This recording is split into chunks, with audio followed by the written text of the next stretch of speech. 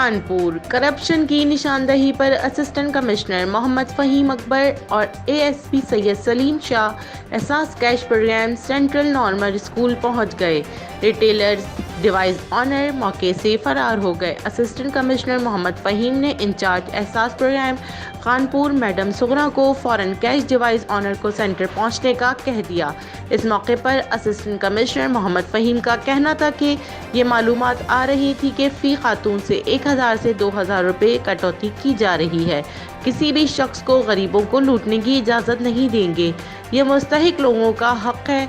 Corrupt mafia से आईनी हाथों से निपटा जाएगा।